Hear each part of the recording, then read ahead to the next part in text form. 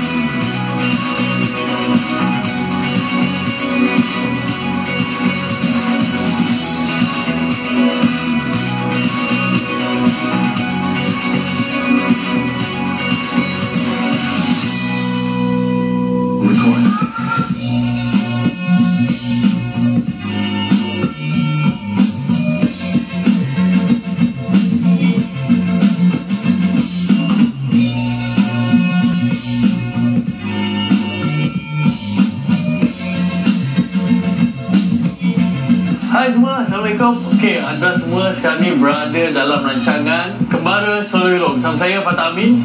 Sekarang ni dekat London. Ada banyak destinasi yang menarik saya akan bawa anda selepas ni. First destinasi kita nak pergi Portobello. Mari saya bawa anda semua. Solo, London.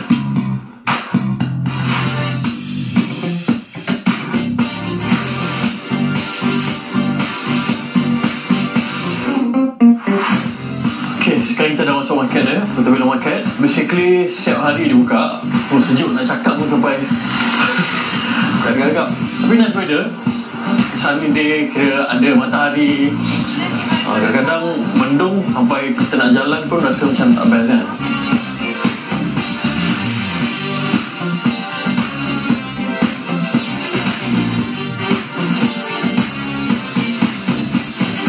Kadang barang-barang yang macam memang definitely kita tak boleh jumpa kat Malaysia ada jual kat sini.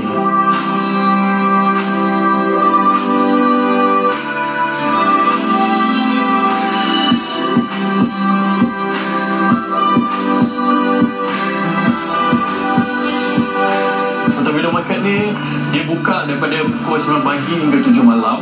Dia macam street market lah. Kalau macam dekat KL macam uptown kan, downtown, kita boleh tengok baju-baju, nak beli baju kat sini. Ini musim winter, so dong banyak jual baju-baju sejuk, baju-baju winter coat macam ni.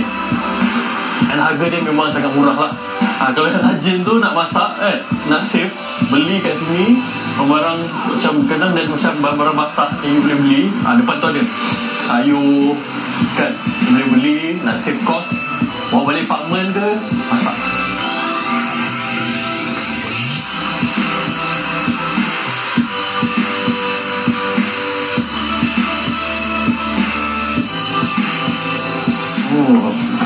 Ini dia ada glove untuk boxing. So kalau siapa berminat untuk cari orang antik kan, untuk buat hiasan rumah ke kedai ke, boleh datang hari Jumaat kat Portobello Market ni. Piring-piring lama Rolling Stone di zaman saya pun tak lahir lagi.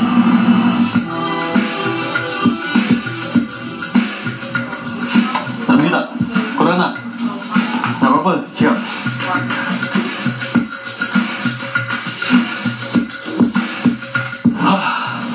Okay, kita dah pernah jalan dekat sini. So perut dah lapar. Rasa macam nak try lobster sandwich yang dengan sedap.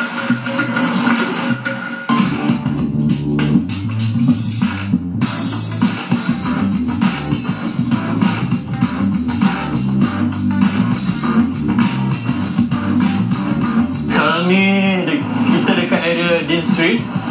Kita dah sampai dah restoran yang ada lobster and sandwich.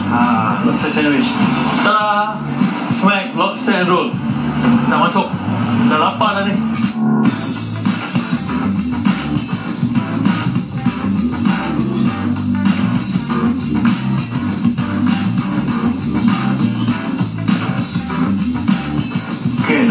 saya punya lobster and shrimp roll. Saya nak rasa sedap ke tak. Cakap sedap ke saya. Kira memang favourite. Kalau Malaysian datang memang suka makan. So sedap punya lobster. Saya tambah mayo. Memang rasa macam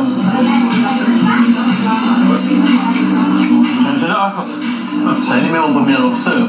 So kalau travel tu, kalau nampak restaurant yang ada lobster, macam London ni memang orang akan pergi, orang akan try burger lobster, sandwich lobster ataupun spaghetti with lobster. So antara restoran yang kita dengar orang suggest untuk Malaysia pergi lah.